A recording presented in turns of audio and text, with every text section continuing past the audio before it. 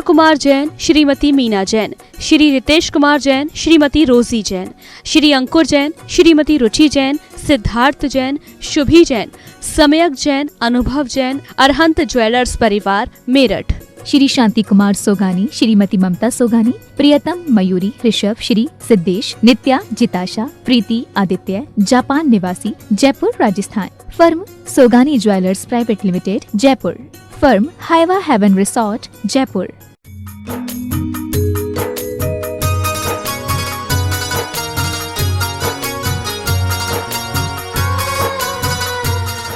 जय बोलो देवादिदेव 1008 श्री भगवान महावीर स्वामी की जय जय जय। अहिंसा परमो धर्म की जय जय जय। परम पूज आचार्य गुरुवर श्री विद्यासागर जी महाराज जय जय जय। परम पूज मुनिवर श्री प्रमाण सागर जी महाराज की जय जय जय। एक व्यक्ति अपनी गाड़ी को तेज गति से आगे बढ़ाए जा रहा था। रास्ते में एक बच्चा उस गाड़ी को रोकने के लिए हाथ दिया। उसे अपने बीमार पिता को अस्पताल ले जाना था। हाथ देने के बाद भी गाड़ी वाले ने गाड़ी नहीं रोकी और उसे नज़रअंदाज करते हुए गाड़ी आगे बढ़ा दी। जब गाड़ी आगे बढ़ी तो उस बच्चे को गुस्सा आया। उसने एक पत्थर उठाकर गाड़ी में दे मारा। पीछे का कांच टूट गया। कांच फूटते ही सामने वाला गाड़ी रोका और गाड़ी रोकने के बाद पूछा कि भाई तुमने पत्थर क्यों मारा। उस बच्चे ने जो बात कही वहीं से मैं आज अपनी बात शुरू करता हूँ। उसने कहा अपनी गाड़ी को इतना तेज मत भगाओ कि रोकने के लिए किसी को पत्थर उठाना पड़े। अपनी गाड़ी को इतना तेज मत बढ़ाओ कि रोकने के लिए किसी को पत्थर उठाना पड़े। बात बहुत गंभीर है और समझने की है। आज हर व्यक्ति अपनी गाड़ी को बड़ी तेज गति से भगा रहा है, भाग रहे हैं, है ना। कल मैंने ह की बात की थी, आज हम एक बात और कर ले रहा हूँ। वह है होड़, है ना। होड़ सब दौड़ में है। चार शब्द कहूँगा। होड़, दौड़, मोड़ और छोड़। एक ही परिवार के चारों सदस्य हैं। होड़, हर मनुष्य के मन में बड़ी प्रबल होड़ है और इस होड़ भरी जिंदगी में मंजिल कुछ नहीं है, केवल दौड़ है।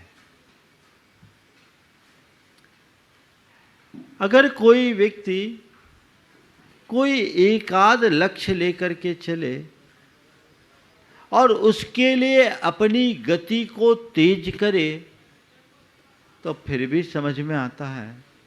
लेकिन गति बढ़ाते रहे और लक्ष्य कोई ना हो तो बातें बिल्कुल भी समझ में नहीं आती। आखिर तुम्हारे जीवन का मकसद क्या है? संत कहते हैं तुम्हारे जीवन में जितना जो आवश्यक है उसे जोड़ो, लेकिन इतना मत जोड़ो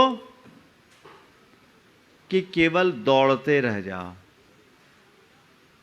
अगर मन में होड़ होगी तो जोड़ की जगह दौड़ ज्यादा होगी। तुम जितना जोड़ने की कोशिश करोगे उतना अधिक दौड़ोगे, क्योंकि तुम्हारे मन में कभी संतोष नहीं होगा। जिस मनुष्य के हृदय में असंतोष प्रकट रहता है उस व्यक्ति के जीवन में अंतहीन दौड़ चलते रहती है। क्योंकि वह अपनी स्थिति से कभी संतुष्ट हो ही नहीं पाता। बस और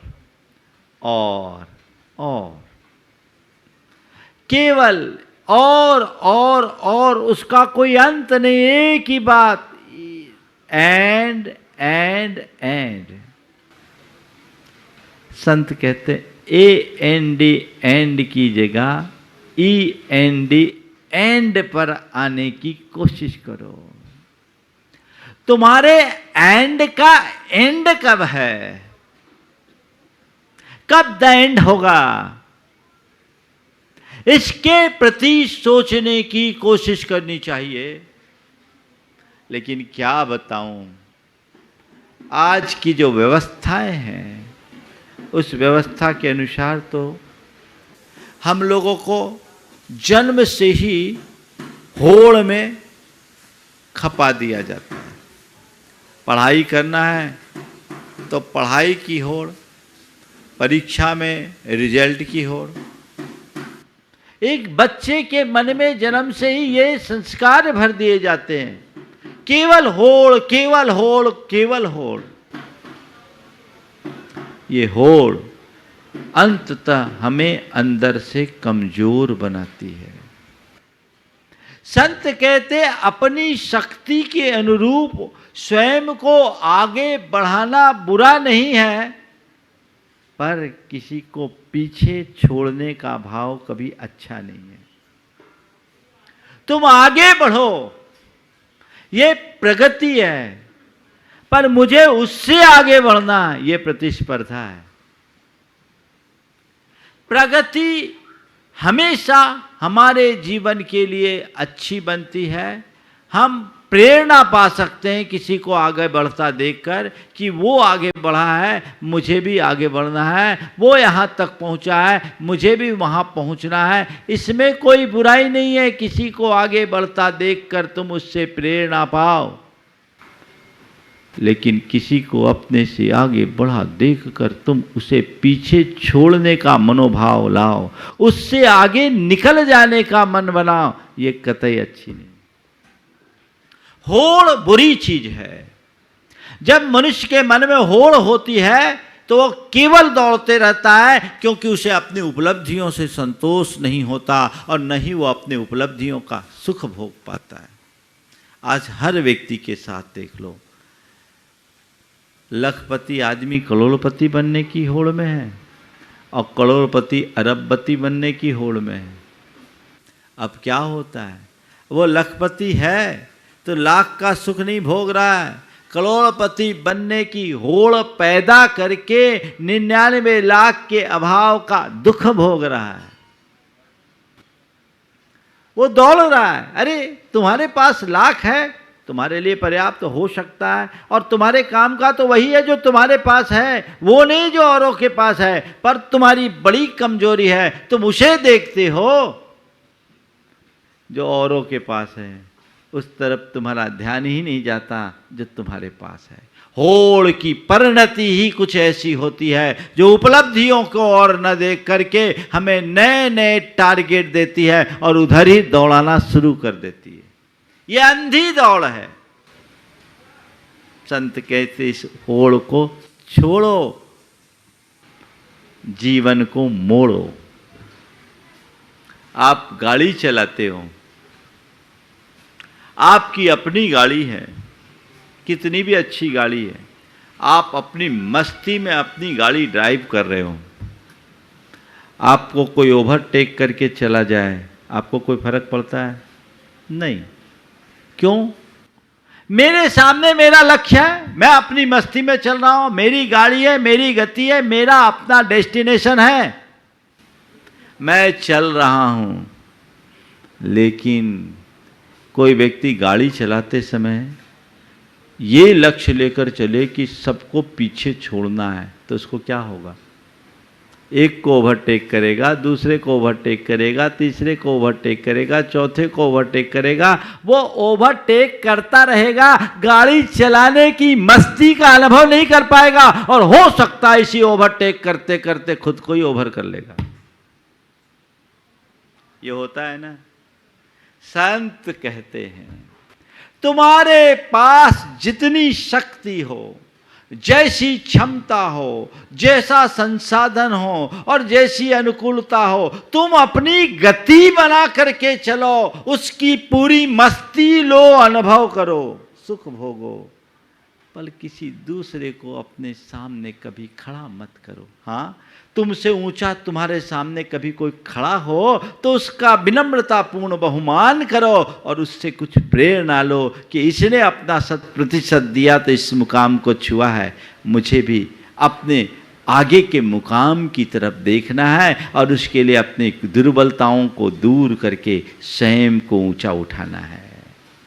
सोच कुछ ऐसी होनी चाहिए, जब ऐसी सोच होगी तो जीवन ऊंचा उठेगा और नहीं तो बस खींचातानी ही चलेगी, मचता रहेगा।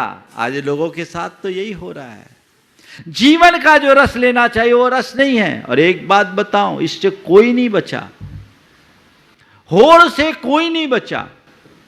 किसी को धन की होड़ है तो किसी को यश की होड़ है। होड़ तो होड़ है, चाहे साधु हो या गृहस्थ, जिसके जीवन में होड़ है उसके साथ केवल दौड़ है। होड़ कभी मत करना। और होड़ कब होती है मालूम? जब दूसरों से कंपैरिजन होता है। जब कंपैरिजन होता है तो कंपटीशन बढ़ता है, एक दूसरे से कंपैरिजन, है ना। तो हमें जीवन में कंपटीशन नहीं करना चाहिए। किसी से क्या तुलना करना? हम अपनी तुलना किसी और से करें और अपने आप को कमतर आंके तो मन में हीन भावना होगी, और अपनी तुलना करके अपने आप को कुछ बड़ा समझ ले तो मन में अभिमान होगा। दीनता और अभिमान दोनों दुर्बलताएं हैं और दुखी करने वाली है। क्यों हम किसी से तुलना करें? संत कहते हर आत्मा अतुल है, उसका कोई जोड़ नहीं है, उसका कोई बराबरी नहीं कर सकता, सब अपने आप में अनोखा है। तो समझो तो किसकी होड़? अपने अनोखे स्वरूप को पहचानो। कहीं तुलना नहीं, तुलना होगी, कंपैरिजन होगा तो कंपटीशन होगा, होकर ही रहेगा। जितनी तुलना उतनी होड़। कंपटीशन कतई अच्छी नहीं है।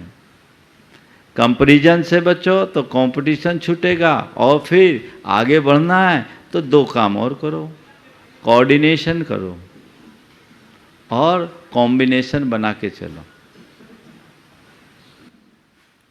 कोऑर्डिनेशन और कॉम्बिनेशन ये हमारे जीवन की प्रगति के आधार है, लेकिन कंपैरिजन और कंपटीशन हमें जिंदगी भर रुलाते हैं। आगे बढ़ो, ऊपर उठो, और यही हमारा लक्ष्य होना चाहिए। हमें तो ऊपर उठना ही है, और ऊपर उठना है तो कहां जाना है? एकदम लोक के ऊपर, सबसे ऊपर। हम क्या सोचते? सबसे ऊपर नहीं जाते, उससे ऊपर, फिर उससे ऊपर, फिर उससे ऊपर। अरे तुम किसी से ऊपर चले जाओगे, वो तुम्हें एक कोई दूसरा पैदा होगा तुम्हें नीचे कर ही देगा। अगर ऊपर ही जाना है तो एकदम ऊपर जाओ ना, जहां से फिर कभी आना ही ना हो। वो लक्ष्य अपना होना चाहिए। पर जो मनुष्य तुच्छ उपलब्धियों को ही सर्वस्व मानकर चलता है और उसी में लगा रहता है, वो अपने जीवन का रस कभी नहीं ले सकता। संत कहते हैं अपने जीवन का रस लो, जीवन का मजा लो, व्यर्थ में अपनी शक्ति को मत गंवाओ, अन्यथा एक दिन थक कर मर जाओगे और सब छोड़ जाओगे। समझो क्या है मेरा उद्देश्य, क्या है मेरा लक्ष्य। संत कहते हैं ये मनुष्य जीवन मिला है, जीवन का रस लेना है तो हमेशा अपनी मस्ती में जियो। क्या बोल रहा हूं?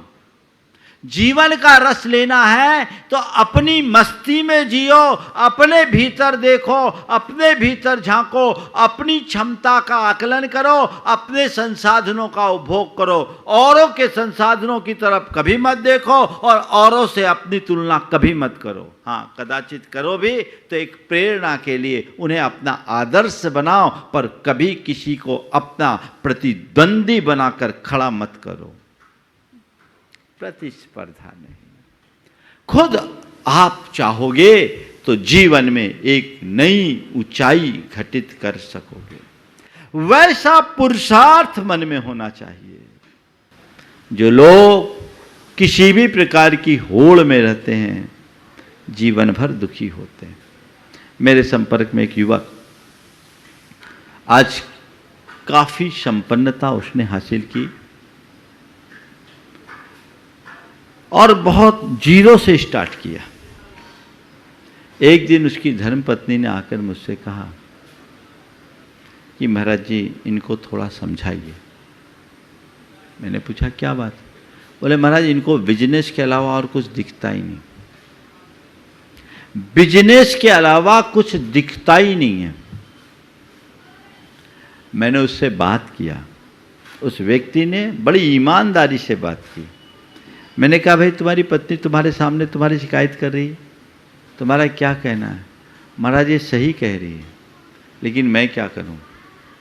मैं भी फंस गया। फंस गए हो? क्या फंस गए? बोले महाराज जी, अब मैं पैसा कमाता नहीं, मेरे को पैसा कमाने का नशा चढ़ गया। मैं बिजनेस नहीं करता, बिजनेस का नशा चढ़ गया। बोले क्या नशा? बोले महाराज, बस मुझे ये लगता है मैं रोज टारगेट पर टारगेट बनाता हूँ, टारगेट बदलता रहता हूँ, और जो आप लोग कहते हैं ना महाराज जी, वो मेरे जीवन में दिखता है। मैं दौड़ता हूँ, पहुंचता कहीं नहीं। मैं दौड़ता हूं, पहुंचता कहीं नहीं। बस महाराज कुछ ऐसा हो गया, बेचैनी होती है। मैं रोज अपने टारगेट बनाता हूं, एक टारगेट को अचीव करता हूं, दूसरा टारगेट उससे पहले मेरे सामने खड़ा हो जाता है, और इसलिए मैं दौड़ता हूं। उस व्यक्ति ने अपने जीवन की सच्चाई को बहुत सहज रूप से स्वीकार किया। उसने कहा व्यापार मेरा नशा हो गया। तो मैं तो एक बात कहूंगा, नशा किसी भी चीज का हो, वो जीवन का नाश ही करता है।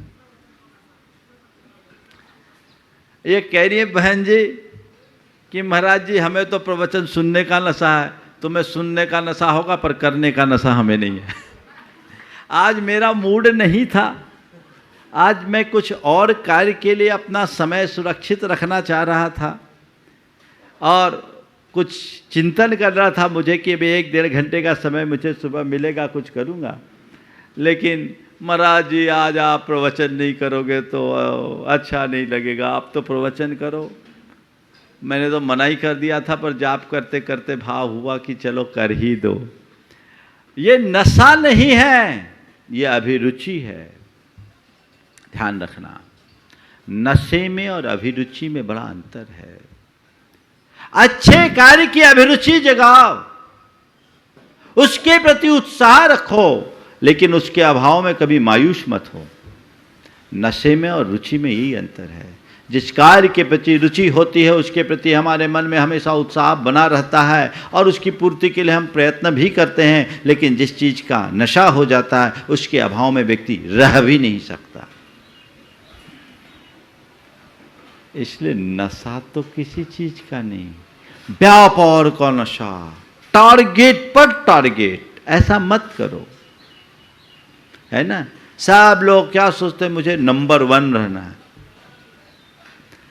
दुनिया में कोई नंबर 1 नहीं रहा है, समझ गए। सबको कहीं ना कहीं नीचे उतरना पड़ा है। चक्रवर्तियों को भी एक बार नीचे देखना पड़ता है। हर चक्रवर्ती को जीवन में एक बार नीचे देखना पड़ता है, क्योंकि सबका बाप इस धरती में पैदा हो चुका है। सबका बाप पैदा हो चुका है, और बिना बाप के तो हम जन्मे ही नहीं। लोगों को समझना चाहिए मेरा बाप भी कोई है। लेकिन मुश्किल तो यह है कि लोग अपने बाप को भी बाप नहीं मानते, बाप का बाप बन जाते हैं। उनको कौन समझाए? जो लोग अपने बाप का ही बाप बन रहे हैं, उनको कौन समझाए? उनका तो बंटा धार होना ही है। उसका कोई उपाय नहीं। चक्रवर्ती जब जाता है विजय आपके जाकर के, कौन सा पर्वत है वो, वृषभाचल, वृषभगिरी, वृषभगिरी में वो अपनी प्रशस्ति लिखने जाता है, मैं चक्रवर्ती बना हूं, सतखंड का विजेता, कितनी बड़ी उपलब्धि, मुझसे बड़ा कोई दूसरा नहीं। वहां जाता है तो मुंह लटक जाता है, अरे मेरे जैसे तो ढेर सारे चक्रवर्तियों से पूरा पूरा पहाड़ भरा है, इतने नाम लिखे जा चुके, मैं कहाँ लगा, मैं भ्रम में था। औरों का नाम मिटाकर अपना नाम लिखना पड़ता है। इसलिए कभी किसी दूसरे को टारगेट लेकर मत चलो, खुद अपना लक्ष्य बनाओ, उसके अनुरूप पुरुषार्थ करो, होड़ ना करो, किसी से होड़ मत करो। व्यापार करने की होड़, मौज मस्ती की होड़, घूमने की होड़, यश की होड़, यहां तक कि साधना और तपस्या की होड़ कतई उचित नहीं है। होड़ में गड़बड़। हम जब ब्रह्मचारी थे ना, हमारे साथ का एक ब्रह्मचारी था, तो वो क्या करता, शरीर उसका अच्छा नहीं था, पर हम लोग उस समय व्रत उपवास बहुत करते थे,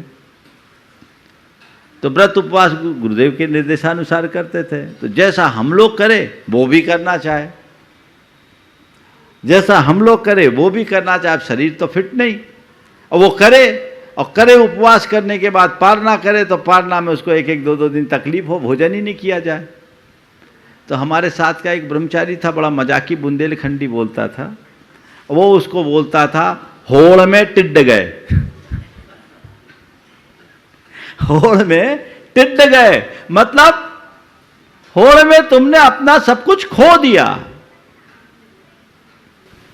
तपस्या भी करो तो दूसरों की देखा देखी न करो।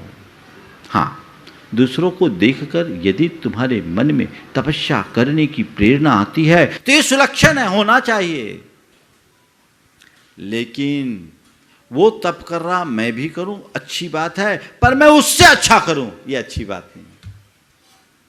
जहां दूसरा आया तुम बुरे हो गए, इसलिए कहते हैं द अदर इज हेल, दूसरा तो नरक है। दूसरे को सामने खड़े ही मत करो, वो क्या कर रहा है ये कभी मत देखो, मुझे क्या करना ये देखो। लोगों की सारी शक्ति दूसरों में खप जाती है। पता करो भैया वहां क्या चल रहा है, वो क्या कर रहे हैं, अरे चलो वो जैसा करे अपने को भी करना होगा। ध्यान रखना, ऐसा करोगे भी ना तो तुम फोटो कॉपी कहलाओगे, ओरिजिनल नहीं। कॉपी पेस्ट करना क्या है, किसी क्षेत्र में मत करो, अपनी मौलिकता बना कर रखो। मैंने जीवन में हमेशा ऐसे ही किया। जब मेरी शुरुआती दिनों की बात थी, कई लोग बोलते थे महाराज उनके प्रवचन सुन लो, उनके प्रवचन सुन लो, आप देखो उनकी शैली बहुत अच्छी है, ऐसा कर लो ऐसा कर लो। मैंने कहा मैं किसी की नहीं सुनूंगा, न प्रवचन सुनूंगा न प्रवचन साहित्य पढ़ूंगा। बोले क्यों? बोले मैं अगर पढ़ूंगा और सुनूंगा तो अपनी मौलिक पहचान खो दूंगा, मुझे दूसरे को देखना ही नहीं, कहीं ना कहीं उनका मेरे मानस पर असर पड़ेगा, और अगर मैं उससे प्रभावित हो गया तो वहीं अटक जाऊंगा। मुझे दूसरे को देखना ही नहीं, अपनी पहचान मुझे खुद बनाना है, और वही मेरी सफलता का आधार है। मैंने शुरू से कभी दूसरे को सामने रखा ही नहीं, सोचता ही नहीं। आप लोगों को भी प्रेरणा देता हूं, जीवन में कभी किसी से होड़ मत करना, नहीं तो केवल दौड़ होगी, अंतहीन दौड़, जिसका कोई गंतव्य नहीं, जिसकी कोई मंजिल नहीं। उस दौड़ में दौड़ने से क्या मतलब? ऐसी दौड़ के लिए तो केवल यही पंक्तियां चरितार्थ होगी, जन्म से लेकर मरण तक दौड़ता है आदमी, दौड़ते ही दौड़ते दम तोड़ता है आदमी। जन्म से लेकर मरण तक दौड़ता है आदमी, दौड़ते ही दौड़ते दम तोड़ता है आदमी। ओठ गीली, आंख गीली, ओठ ठंडे और दिल में आंधियां, तीन मौसम जिंदगी में ओढ़ता है आदमी, जन्म से लेकर मरण तक दौड़ता है आदमी, दौड़ते ही दौड़ते दम तोड़ता है आदमी। एक रोटी दो लंगोटी, 3 गज कंची जमी। एक रोटी दो लंगोटी, 3 गज कच्ची जमी। 3 चीजें जिंदगी में जोड़ता है आदमी, जन्म से लेकर मरण तक दौड़ता है आदमी, दौड़ते ही दौड़ते दम तोड़ता है। सुबह पलना, शाम अर्थी और खटिया दोपहर। सुबह पलना, शाम अर्थी और खटिया दोपहर। 3 लकड़ी जिंदगी में तोड़ता है आदमी, जन्म से लेकर मरण तक दौड़ता है आदमी, दौड़ते ही दौड़ते दम तोड़ता है यहाँ विश्वास कितना आदमी का मौत पर, है यहाँ विश्वास कितना आदमी का मौत पर। मौत के हाथों सभी कुछ छोड़ता है आदमी, जन्म से लेकर मरण तक दौड़ता है आदमी, दौड़ते ही दौड़ते दम तोड़ता है आदमी। क्यों? इसलिए अब अपने जीवन में एक मोड़ लाओ, मुड़ जाओ, अभी मुड़ो। अब मुझे उस होड़ में नहीं लगना, उस दौड़ में नहीं लगना, अपने आप को मोड़ना है, क्योंकि मुझे मालूम है जो भी दौड़ करके आगे होड़ में दौड़े हैं वे भी इस दुनिया को छोड़ कर गए हैं, मुझे भी दुनिया छोड़नी है, इसलिए मुझे मुड़ जाना चाहिए, अपनी ओर मुड़ना है। मैं अपने आप को मोड़ूंगा। अंतर्मुख होइए, आध्यात्मिकता को आत्मसात कीजिए, संयम और संतोष को अपने जीवन का आदर्श बनाइए, तब जीवन का रस ले पाओगे, अन्यथा सब व्यर्थ होकर विनष्ट हो जाएगा, हासिल कुछ भी नहीं हो पाएगा। तो ये बात समझ में रखिए, एक दिन सब छोड़ना है तो छोड़ने के पहले अपने आप को मोड़ लो ना। मेरे संपर्क में एक युवक है जो अमेरिका में एक बहुत बड़ी कंपनी में काम करते थे और वहाँ के वाइस प्रेसिडेंट की हैसियत से काम करते थे। उस व्यक्ति ने अपनी नौकरी छोड़ दी और वापस भारत आ गया। अच्छा खासा पैकेज, करोड़ों का, इतनी अच्छी कंपनी, और वो उस निर्णय लिया पति पत्नी दोनों ने। बच्चे भी बड़े हो गए, बोले नहीं हमें भारत में ही सेटल होना और कोई काम नहीं करना। लोगों ने कई तरह की बातें की, आदमी बेवकूफ़ है, अभी तो इसको राइज करने का इतना अच्छा अवसर था और अभी आगे वाइस प्रेसिडेंट तक चला गया और इसे बहुत अच्छे अच्छे अपॉर्चुनिटीज थे और कई अच्छी कंपनियां बुला भी रही थी। उस व्यक्ति ने मुझसे आके कहा कि महाराज मेरे पास अपॉर्चुनिटीज बहुत है, बहुत सारे ऑफर हैं, बहुत सारे अवसर हैं, लेकिन मैंने सबको रिफ्यूज कर दिया। मैंने पूछा क्यों? बोले महाराज आप ही तो कहते हो सब छोड़ के जाना है, तो जोड़ो क्यों? सब छोड़कर जाना है तो जोड़ू क्यों? गुरुदेव का हाइकू है, जुड़ो न जोड़ो, जुड़ो न जोड़ो, जोड़ा छोड़ो, जुड़ो तो बेजोड़ जोड़ो। जुड़ो न जोड़ो, जोड़ा छोड़ो, जुड़ो तो बेजोड़ जोड़ो। अगर जुड़ना है तो अपने आप से जुड़ो, प्रभु से जुड़ो, ये बाहर का धन दौलत मत जोड़ो, और जो जोड़ा है उसको छोड़ दो। और अगर जोड़ना ही है तो उसे जोड़ो जो कभी छूट नहीं सकता, जिसे कोई छुटा नहीं सकता, उसे जोड़ो। वो है तुम्हारे भीतर का गुण वैभव, धन वैभव नहीं। धन वैभव तो छूटता है, छोड़ना पड़ता है। चक्रवर्ती का वैभव भी चक्रवर्ती के साथ आज तक नहीं गया क्या? कोई चक्रवर्ती नहीं, एक दिन का भी तुम्हारे साथ जानने वाला नहीं है। ये बात अपने हृदय में अंकित कर लो। जानते तो सब हो, बोलो सबको पता है कि नहीं? एक दिन का भी साथ नहीं जाने वाला, बोलो है कि नहीं? क्यों डॉक्टर साहब, है ना? एक दिन का भी साथ में जाने वाला नहीं है तो किसके लिए जोड़ रहे हो? किसके लिए जोड़ रहे हो? बस जोड़ने के लिए जोड़ रहे हैं, मोह में फंस कर जोड़ रहे हैं बस। पहले तो एक बाप के 4, 5, 7, 10 संतान होती थी, छोड़े चलो हमारे बाद हमारे बच्चों के काम में आएगा। अब कहाँ, अब तो बच्चे भी एक आधे ही हैं, और आज के बच्चे कहते हैं पापा हमारे लिए जोड़ने की ज़रूरत नहीं, हम तो सेल्फ मेड है पर्याप्त। तो तुम काय बेवकूफ़ बन रहे हो, उनकी मजूरी कर रहे। अरे उसे जोड़ो जो तुम्हारे लायक है, जिसे तुम जोड़ सकते हो और जो तुम्हारे साथ जाए। बेजोड़ जोड़ो। धन वैभव की जगह पुण्य वैभव जोड़ो। गुण वैभव को बढ़ाने की कोशिश करो। ध्यान रखना, तुम्हारे लिए कोई धन दे सकता है, तुम्हारे माँ बाप, तुम्हारे मित्र, तुम्हारा कोई आदमी अपने द्वारा जोड़ा हुआ धन तुम्हें चाहे तो दे भी सकता है, लेकिन इस धरती में कोई भी ऐसा व्यक्ति नहीं जो अपना पुण्य तुम्हें दे सकता है। मेरे संपर्क में एक सज्जन है, बड़े आध्यात्मिक प्रकृति के आदमी, अरबपति आदमी, पर बड़े आध्यात्मिक, भारत में नहीं रहते, अमेरिका रहते हैं। उन्होंने एक दिन मेरे सामने अपने बेटे को कहा, और ये संबोधन जिस पिता के द्वारा अपनी संतान को मिलता, उसकी संतान कभी नालायक नहीं हो सकती।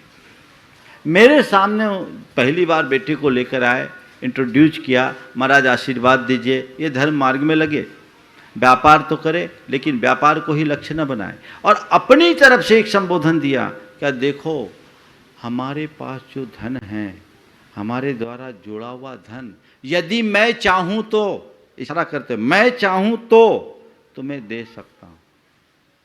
मेरे द्वारा जोड़ा गया धन यदि मैं चाहूं तो तुम्हें दे सकता हूं, पर मेरे द्वारा जोड़ा हुआ पुण्य मैं चाह कर भी तुम्हें नहीं दे सकता। कितना बड़ा रहस्य खोल दिया। मेरे द्वारा जोड़ा गया पुण्य चाह कर के भी मैं किसी को नहीं दे सकता।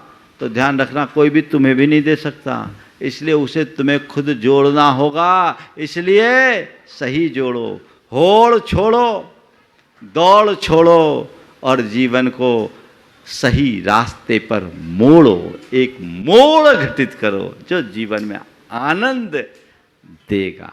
तो ऐसा मोड़ हम सबके जीवन में आए।